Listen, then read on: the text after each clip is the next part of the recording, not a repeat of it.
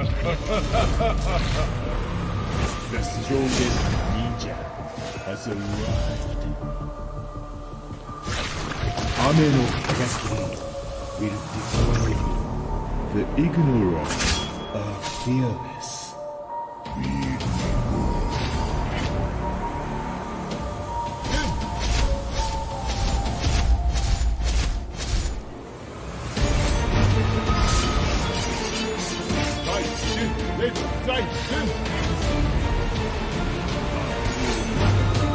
Even stronger.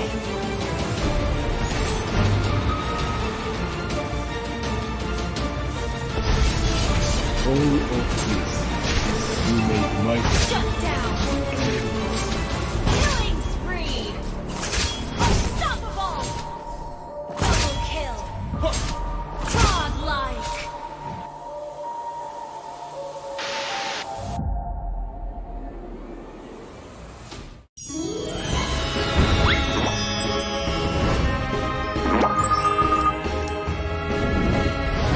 The Black Dragon has arrived!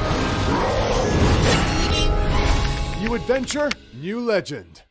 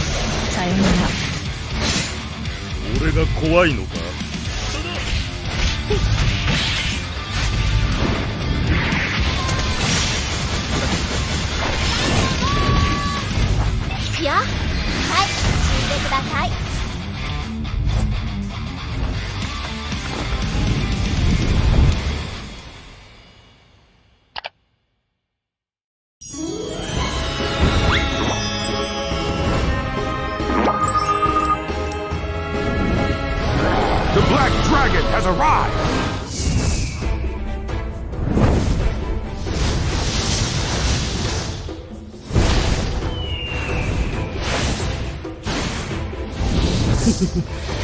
Payback time.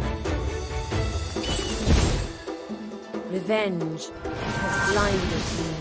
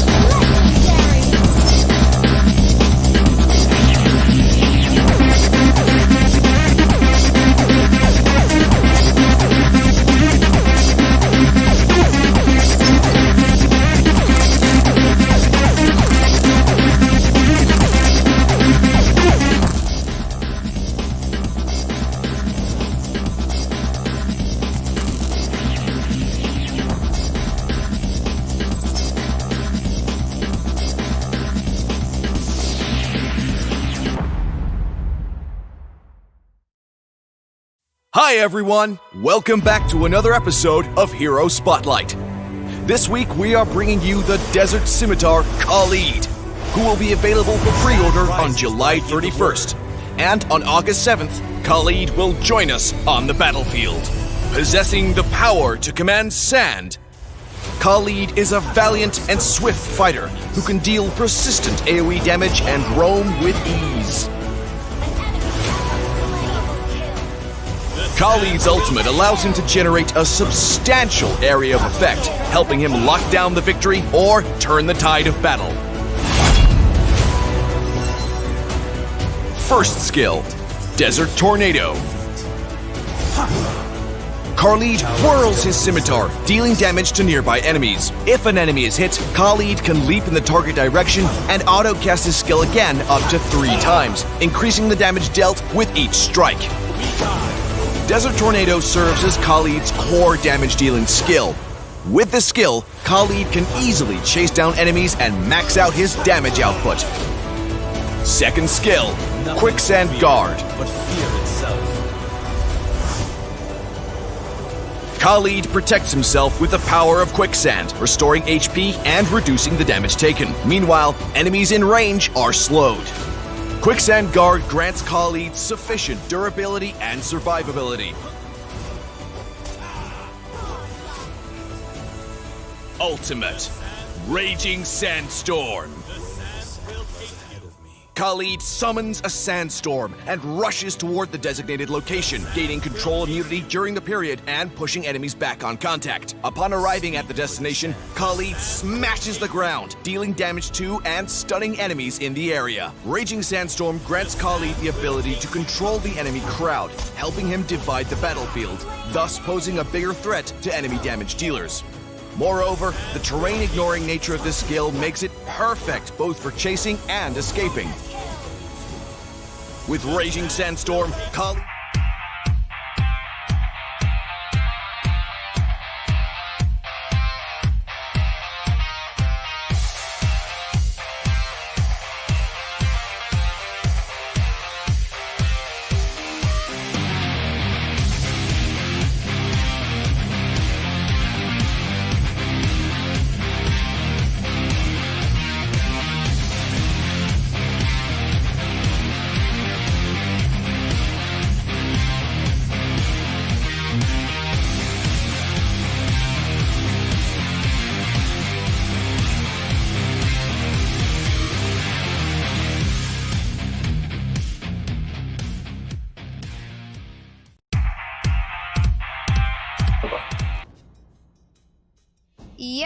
Yo, good afternoon everyone! We are back live again, and this time this is Kaisaya Community Cup, but for Mobile Legends Bang Bang. And yes, you are seeing a different game title this month of July just because we can, and just because we love games. But hold on, I have to reconnect my Elgato because there's some robotic sounds ongoing in here. But yeah, welcome in here to our live stream. I'm Kaisaya. With me is Reknak Gaming. Reknak, first of all, I want to ask, kamusta ka? Anong masasabi mo? This is now day 1 and you are one of our first featured casters for today.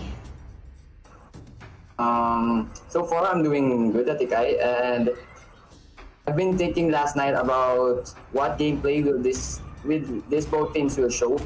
Since BNK is a pro team that will be playing for the MPL Season 6. Nako, oo nga eh. Kasi medyo maraming nagsasabi, MPL team yan ah. But I think that's really okay. This is a community event naman. And actually, it's open to everyone. Mapa-pro ka man, mapa-casual ka man. And malay nyo, kayo na yung team na, ano yun, makakapugo dito sa team BNK BLUFIRE. But we don't know. Who knows? Dito pala manggagaling sa KCC. But then again, right now, before natin pag-usapan yung draft, I wanna give shoutouts to our sponsor first. Ayan, SouthKnights Philippines, thank you so much. If you are also interested to the brands and to the people in the community na interested na mag-chip in or maybe sponsor this event as well, just let me know, message me on my Facebook page, and then we can talk about it. So, meron tayong target prize pool of 15,000 pesos, and kinakalap pa natin yan. And we also have merchandise giveaway from SouthKnights Philippines. And ayun na nga, no, to our viewers, ayan, we have a giveaway which is worth 300 diamonds giftable item. Alright, all you have to do is type !notify and make sure you share the live stream publicly on your wall with the hashtag KCCAOV. Ayan, Reknak, we have to talk about the draft now. What can you see so far in here? Ano masasabi mo sa nakikita natin sa draft? Yung bans and yung picks. Based on the banning of BNK here, I think they will go for a... Hold on. I think they will go for a funnel hero type of rotation here. While on the side of Lost, they will be going for a crowd control. They will be focusing more on crowd control heroes. Talking about control heroes, grabe nga naman kapag nag-set ang isang Atlas. Dagdagan mo pa ng follow-up set, possible set na makikita natin sa mga susunod na picks nila. But so far, this is a farsa. This is a thumbs in here for the first two priorities ng BNK BLUFIRE. Is there something na masasabi mo agad dito sa plano nila or talagang funnel na? Farsa might be playing support, and if Farsa will be combined with Samus, that will be a strong burst damage coming from the two heroes, and followed by a set by Gatot. Gatot Kacha? Yeah. Sa ngayon ba, kamusta si Gatot Kacha sa meta ngayon? I know you're actively playing Mobile Legends Bang Bang, so I'm gonna be throwing many of the questions to you. So how is Gatot Kacha right now? Because alam mo yun, kailangan talaga ito nagtatago sa bush para makagawa ng magandang set. So do you think this is a good... Uy, pero teka lang. Oh, sasamahan ng Kufra ba? Talaga? Oh, what can you say about that right now? I guess this Gatot might be playing offlane kasi ngayon po sa ranked games and sa mga classic games na laro ko po, more on offlane po yung nakikita ko sa Gatot, pero mukhang hindi nila itutuloy yung Kufra dito, so I guess Gatot might be playing tank. And yes, it looks like BNK BLUFIRE. Okay, I thought they're gonna be opting for a no marksman setup, but let's see about that. They did lock in this Kufra right now, so it is Gatot Kacha on the side lane, tama ba? And then they will be funneling or will be giving most of the resources to that Lancelot, having that retribution too. So it is a no marksman lineup for BNK BLUFIRE and the yes marksman lineup for the side of RULOSTBBGURL with that Yesun Shin. So just by looking at the draft, Reknak Gaming, do you have any favorable lineup in here? So tingin mo sino ang mas lamang, just in terms of the draft, let's not talk about who these players are. Disregard natin yung fact na MPL team yung BNK BLUFIRE. But yeah, what can you say about the draft so far? Kanino ka mas naglilinon sa draft? For me po sa draft, parang pantay lang naman po kasi sila dito. May pang-counter po dito yung draft ng BNK para sa crowd control ng Team RULOSTBBGURL. So, bali magkakatalo na lang po dito sa rotations and sa team plays kung gaano rin po kabilis yung respo nila, especially during clash po. Yeah, okay. So, Gabriel said that audio is unsync. And can you give me more information as to how the audio is unsync so I can fix it on my end? But yeah, for the meantime, ano nga ulit yung sagot mo, Reknak? Sorry. For me po kasi parang sa lineup po parang balance lang naman po siya. May pangsagot naman po yung team dito ng BNK para po sa crowd control na maaaring ibigay dito ng team ng RULOSTBBGURL. So magkakatalo na lang po talaga sila sa rotations, kung paano po yung team play nila, kung paano po yung pag-respo nila, kung gaano po kabilis, kung masustain po ba yung burst damage na may bibigay dito ng core ng bawat teams. Alright, so we are now into the battlefield. Para dito kay Reknak, pantay lang naman. Pero to our audiences, to our viewers, let me know, who do you think got it? Sino ba ang may mas lamang dito sa lineup and everything? But for the meantime, I think quick recap lang muna tayo ng hero and player lineup. For the side of BNK BLUFIRE, we have Secret on the thumbs, Unseen or It's Seen on this Farsha, Limzu para naman dito sa Gatot Kacha, Kuku Fanboy on this Kufra, and I Am True, na hindi naman siya si Chu, siya po si Lancelot. For the side of RULOSTBBGURL, we have Demon Friend using that Atlas, Mark Yunye with that Jawhead, Yak Yuti with that Shin and Delmos with that X-Borg and Voidigord using that barrier. And meanwhile, here in the mid lane, I think I thought there would be a quick clash right over there, but they didn't pursue it. So they're going back to their jungle. But here, there's a poke coming in from the mid lane between Parsa and Valir. Oh, I didn't see that the first blood coming in from that Gatot Kacha. Actually, so fast. I did not see that coming too. Pero yun nga, nakalamang si Gatot Kacha doon. The question that we have in mind is, teka, sino ba yung namatay, no? Sino ba yung namatay doon? It was the... Ayan, medyo naninibago ako sa... Ayun, si X-Borg pala. Ayan. So, anong disadvantage na meron dun si X-Borg kaya? Well, we did not see how it happened. It could be X-Borg overextending way too much, tapos hindi niya na-calculate dito yung HP points. But for the meantime, mukhang delikado ulit ang lagay ni X-Borg dito sa bandang taas ng mapa because look at that very aggressive play nga ni IM Chu tsaka ni Kuku Fanboy. Meanwhile, on the bot lane, looks like there will be a clash. They didn't do it. They didn't pursue the clash, but on the top lane, there's 3 versus 2. Here, X-Borg is... Agang, 4-man gang ongoing dito sa bot. Nako, anong wreck na kano nangyayari dito? I think Sigur's gonna die from this. He cannot sustain that damage coming from that jawhead. Atlas will just get away with a low HP. Oh, grabe. This is unbelievable. Grabe, unbelievable. Tulad ng sinabi ni Reknak dito, ano. And at the same time, babawi muna si Limzu onto the top side para mag-cut ng minion waves. For the meantime, sa middle lane, Kuku Fanboy looks like he's planning to set up something. Uy, hindi pala, si Limzu pala yon, pero hindi na nag-all-in. Umalun siya pero hindi na rin niya tinuloy. Right. Magkakaroon ang gawan ay hindi na lang din sinubukan nagawin ni Valir dito yung Reporio kasi pag ginagawa niya yun baka mapitas lang din siya, which is not good if it happens. Sa top side, may ganap na naman tayo, Reknak. What is happening in there? At the top side, there's a poke coming from the X-Borg and get Kacha, but no one will die there. But here, near the blue buff of BNK, I think Red Team is trying to steal this, but not just pursue it. But Turtle is up. I think BNK will be starting it. Will there be a response coming from the red team? But I don't think so. But there is a kind of clash coming, and here comes X with the last insanity, but he will not be able to take it. Lancelot's able to take it with the retribution. There's a clash. Parsa was killed at Atlas, and Valir will also be killed by Lancelot. Grabe naman dito. Look at that. The turtle. The members of the red team will just be recalling since they are low in HP. Yes. And the side of BNK. Turtle going on to the side of BNK BLUFIRE, but then again, the clash still overall went in favor onto them. Tapos nakakuha pa sila ng isang torre dun sa top side natin. But for the meantime, look at that space created by the Farsha, pero tamang setup sana si Demon Friend. Yun nga lang, di nangyari. Dahil nga naman sa, I think, cooldown pa yung kanyang pang-set dito. Yan, hindi pa available ang kanyang ultimate. Pero teka lang, naku, may napuruhan. Gorgy Lord will be falling down to...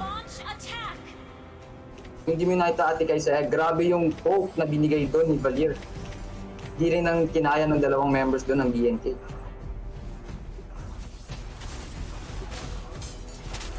Meanwhile, dito sa bot lane, mukhang nagkakaroon ng bakbakan dito at napatay na lang din naman si Atlas sa kamay ni Lancelot. Nandito lang din naman si Joed, mukhang madadami kaya siya. Hindi, ibibigay na lang niya yung tower dito sa team ng BNK. There will be no response coming in from the team RULOSTBBGURL. Pero dito po sa may mid lane, mukhang papasukin ni Gatot. Tayo na nga, Feather Airstrike, binagsak na. Alam ko makakatakas pero napatay na lang din naman sa amin ni Gatot. Pero Gatot catches low in speed, na-shutdown na lang din naman dito ni Valir. Grabe naman talaga yung binibigay dito na burst damage na Valir at Poke. Pero nandito rin si X-Borg, nag-iisa si Farsat, mukhang out na lang din dahil hindi niya kakayanin doon ng mag-isa. Well, what is Team BNK BLUFIRE doing here? Ano pa bang nakikita natin dito sa mapa right now, Reknak? Sa may mid lane, grabe naman talaga yung poke na binibigay dito ni Valir. Pero mag-flick out na lang din siya kasi hindi niya kakayanin kung sakali mag-burst siya dito ni Lancelot. Pero mukhang nagkakakitaan dito si Tamus nag-iisa. Si Tamang panakot lang at lumabas na lang din naman doon si Shin. Pero dito sa botting, grabe si Gatot. Gusto niya i-push, ngunit dinedef lang talaga rin naman ito ni Joed. Kaya hindi niya pushera to. Kinuha na dito ng BNK ang Turtle, sinimulan nila. Mukhang walang sagot dito ang RULOSTBBGURL. So, Turtle secured again for the team of BNK. Grabe dito at pinasok na ni Kufra. Papasok rin naman dito si Gatot Kacha. Ito na nga, magkakapakbaka na dito. Mukhang mapipitas ata dito si Gatot Kacha pang ata. Ito na nga, napit si Joy dito at sumunod din si Valir. At nakakabawi nga lang din dapat si Gatot Kacha. Low na lang dito ang buhay ng team ng BNK. Pero papalag pa rin si Lancelot. Double kill coming from Lancelot. Ayan, can we pause? Can we pause? Ayan. Hindi ko na nakikita yung ganap sa laro dito. There is an audio syncing problem din daw sa Facebook. Pinos nyo na? Pinos mo na, Reknak? Hindi pa po. Yeah, papos mo na yan. Ayan, apologies. We will just have to try to reconnect. Yan, re-reconnect lang tayo, guys. Dahil, alam nyo na, ang internet sa Pinas ay grabe din naman. Yan. Oo, yan. Resume na natin yung game. Pero pag nag-pause tayo, sa susunod na, pakihintay na walang clash kasi it's part of our rules. So, yeah, we just have to make sure na walang clash na nangyayari pag nagpo-pause. Hindi po counted yung pause kahit na kanino. So, kayo mag-alala sa mga teams natin. Mga recall na lang dito ang side ng BNK kasi low in HP na sila. Pero dito sa may boting, grabe. Si Kufra. Ang gulo na dito si Joel. Tamang kuha na lang din man dito ng red buff si Blaster pero hindi pa pala nagre-respond.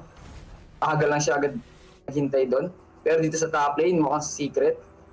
Sabi na lang, sobra-sobra na siya sa pagde-def dito. Pero mukhang magkakaroon dito ng contest. At yun na, nagkakapatay at namatay na rin si Parsi dito sa surat na dito si Beli sa kaming kuka.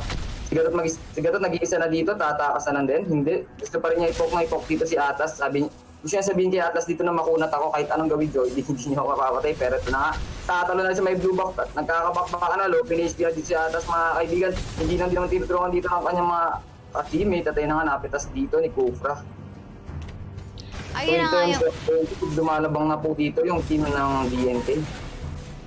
Ayun na nga yung naging ganap natin sa laro na yan.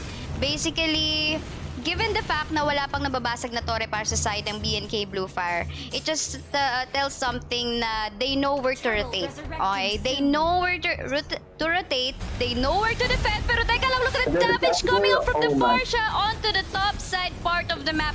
And while that was happening, yes, double kill going onto the Farsha right now. They're not stopping onto this clash right now. 4v3 still ongoing onto the top side, but again, wala nang susunod na casualty. But after all, BNK BLUFIRE will get a turret onto the bottom part.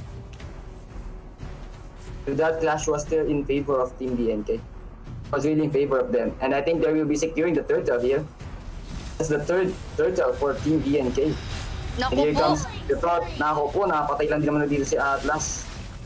At yun na nga, mukhang may susunod pa nga dito na mamamatay. Ayun na nga, uy, flicker out! But then again, will it be enough? Oh, nakatakas pa si Xborg. He was lucky that he had Firaga armor. Pero dito sa may mid lane, tamang defender lang dito ang RULOSTBBGURL. Nag-feather edge strike na ulit, walang tataman kundi makikreate na lang din naman yung minions. Pero dito sa may bot lane, tamang pressure na rin ang binibigay dito ng Team BNK. Mukhang ito ang gusto nilang unang basagin na inhibitor turret dito ng Team RULOSTBBGURL. Now, my question for you, Reknak, is there any chances or what is the light of hope dito? Anong dapat gawin ng RULOSTBBGURL for them to be able to make a comeback? They have a marksman comp dito, which is Dia Cutie onto this Season Shin. Kailangan bang hintayin to? Kailangan ba magpa-late game? Or magiging equal lang din? This is going to be onto the side of BNK BLUFIRE. Having the killing spree emblem for Season Shin, I think this will be tough for them to make a comeback.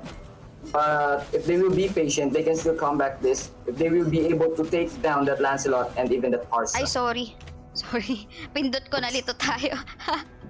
So, yan. Apologies for that sudden pause. Pero dito sa may bottom, mukhang magkakakitaan dito sa tama sa Joed. Pero tamang poke lang din. Hindi naman pala magkakapatayan. Grabe naman talaga si Secret dito, mga kaibigan. Napakalakas na loob niya doon at tinayuan niya lang din naman si Joed. Pero dito si Valir, alam niya kung saan siya dapat mag-alapat ng kanyang first kill. Well, then again, pressure is still on coming from the side of BNK BLUFIRE. They're not gonna be stopping and showing all of the minion waves because that is the advantage that they have. Deimos in here, super low, actually half-life right now. Ultimate covering coming from the Farsha as well, just to shove away all the members on the side of Team RULOSTBBGURL. And at the same time, they're gonna be trying to take down, or at least lessen that life of the turret in the mid. Because if BNK will be able to take down the inhibited threat of RULOSTBBGURL in the mid lane, this will be a hard time. It will be a difficult time for RULOSTBBGURL to make a comeback. Uy, sakit na rin itong Pero si hindi ano. nakakapatay, low in shoot, namatay na lang din naman po dun sa kamay ni Valir. Grabe Alam naman na po mo, talaga ito yung isa ko napapansin kay Valira. Ang lakas niya mampoke, but then again, hindi siya nabibigyan ng follow-up ng kasama niya. But the damage is there. Nakita natin na hirapan dun kanina si Farsha, di ba? Almost less than half-life, with a slither of health, mamamatay na. Pero yun nga lang, wala siyang kasama. But I think ang kailangan gawin din dito ng RULOSTBBGURL is still, prolong the team fight. Kasi they got a marksman composition. They can still make it up to the late game. Kaya pa nilang i-shove yung mga... Actually, nakikita nyo, nahihirapan pa nga yung BNK BLUFIRE in pushing to the base. Kasi ang bilis mag-clear ng mga miyembro dito on the side of Team RULOSTBBGURL, given that they got this Shin as well. Wag lang silang pa-setup. Shin must be very safe. Like, kailangan siya yung pinakahuling mabubuhay. Kailangan siya yung pinaka nasa distansya na hindi siya marireach nitong si Farsha. Kasi si Farsha siya yung nagkikreate ng space para sa team niya para makapag-setup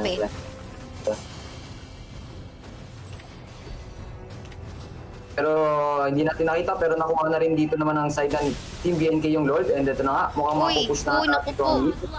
Atay na, namatay lang din naman si Joy doon, napakalalim niya doon. Dapat hindi na siya lumabas doon, dapat talaga dito. Kapitory na lang sila kasi wala silang choice dito talaga. Pumasok na nga! So nga, papasok na lang dito yung Team BNK, grabe at namatay na lang dito si Valir. Sunod-sunod ang bakbakan dito at makamatay din dito si Sing. Grabe naman talaga, pero mukhang magsusot, nag-set dito si Atas, pero wala rin namang damage dealer. Double kill na lang din kami fruit natin. Mukhang matatapos na ata at game na ito, grabe naman talaga yung BNK. ML na ML. Well, BNK will win this round 1 match for our Kaisaya Community Cup, beating down RULOSTBBGURL. But to the fans of RULOSTBBGURL, don't you worry guys, because they still have a chance in the lower bracket. Ang kinaganda dito sa ating community tournament is that this is a double elimination setup wherein pwede pang makakomeback. But of course, pag nasa lower bracket ka na tapos natalo ka pa, well, of course, wala na yun. Babay na yun. Pero yun, hindi ko pa rin naintindihan kung ano yung audio sync problem na kinakaharap natin sa Facebook. Ayan, maybe Marshall Aiza will be able to clarify that one to us later on during the break. But yeah, let us talk about kung anong nakita natin dito, no? Ikaw, in general, anong masasabi sa nakita natin sa laro na to kanina? Yung Team BNK kasi po dito, nag-ingat sila eh. Kumbaga, hinayaan nila na maging aggressive na konti dito yung team ng RULOSTBBGURL. At mas prioritize nila yung mga dapat nilang kunin. Well, pagdating po nung mid-game, kumbaga lumamang na po ng sobra detailan sila. Lalo na tatlong turtle po yung na-secure dito ng Team BNK. Yun nga no. Although naging maganda yung start dito ng Team RULOSTBBGURL, it just so happened that in terms of more macro play, mas nakalamang dito yung BNK BLUFIRE. But then again, there's still hope for a comeback. But congratulations to BNK BLUFIRE because they'll be moving forward to our round 2 in here at the Kaisaya Community Cup. To our viewers, again, if you want to join the giveaway, all you have to do is to type !notify in the live chat and make sure that you share the live stream publicly on your wall with the hashtag KCCMLBB. And of course, before we head into a short break, thank you so much again to our sponsor, Satis Philippines. So yes guys, these are your hosts and casters. I'm Kaisaya and with me is Reknak Gaming. We'll be back after a few minutes break. Don't you go away. Don't you go away, huh?